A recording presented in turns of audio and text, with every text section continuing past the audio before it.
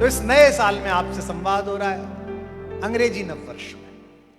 जब मैं ऐसा कहता हूं अंग्रेजी नववर्ष में, तो कल मुझसे एक सज्जन कहने लगे कि भैया अंग्रेजी नववर्ष कह रहे हो तो डेट ऑफ बर्थ किस में लिखते हो, चुनाव किस में कराते हो। मैं मानता हूं कि ये होता है, लेकिन ये आत्म पराक्रम के क्षीण हो जाने का तो नतीजा है कि तुम्हारा कैलेंडर नहीं माना जा रहा, उनका कैलेंडर माना जा रहा है। आत्मविस्मृति भी है और बल्कि क्षीणता भी है।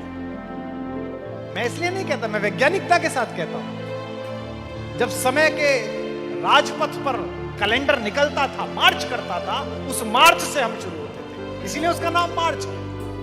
और आप गिन के देख लिए, मार्च, अप्रैल, मई, जून, जुलाई, अगस्त, सितंबर, 7वां महीना सितंबर, 8वां महीना अष्टंबर, 9वां महीना नवंबर और 10वां महीना दिसंबर। शुरू ही ऐसे होता था। इसमें कोई खास बात नहीं, वैज्ञानिकता है इसमें, लेकिन आत्मविस्मृति भी है और आत्मबल का लोप भी है। आत्मबल कैसे बढ़ेगा? आत्मबल सबके काम करने से बढ़ेगा।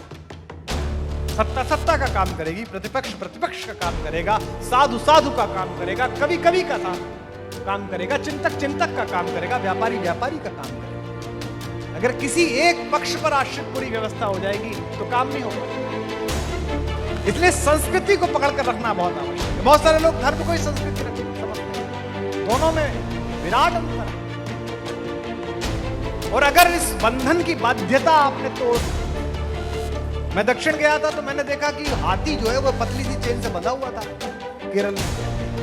तो मैंने वहां के केयर टेकर से पूछा कि हाथी ऐसे कैसे बांधते हो, आपको अद्भुत लगेगी ये बात। उसने कहा साहब ये इससे बंधता थोड़ी है, जब ये पैदा हुआ था तब हमने इसे पतली रस्सी से बांधा था इसी खूंटे से। बच्चा था, इसने बहुत भगदड़ मचाई, बहुत उछल कूद मचाई, इस पे नहीं तोड़ी गई। 1.5-2 साल में इसके मन में ये बात बैठ गई कि ये जंजीर तोड़ी नहीं जा सकती। अब ये चाहे तो 2 झटके में तोड़ सकता है, पर जंजीर इसके पैर में नहीं बंधी हुई है, इसके मानस में बंधी हुई, इसके मस्तिष्क में। उसने कहा 2 ही तरीके से तोड़ सकता है, या तो ये दीवाना हो जाए या ये पागल हो जाए। तो हमने जो चेन बांध रखी है अपने अंदर, जो पाश बांध रखे हैं, संस्कृत में उसे पाश कहते हैं। और फिर मुझे संस्कृत से एक अच्छी बात, आप सामने बैठे इसलिए समझ में आ रही है। मनुष्य में और जानवर में क्या अंतर है एकल वालों?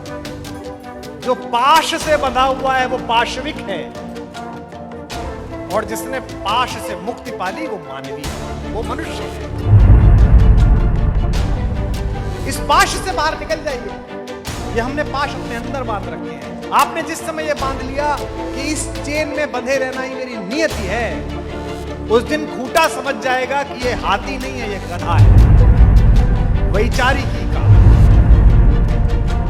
सोच का खूंटा आपको मनुष्यता से पाशविकता की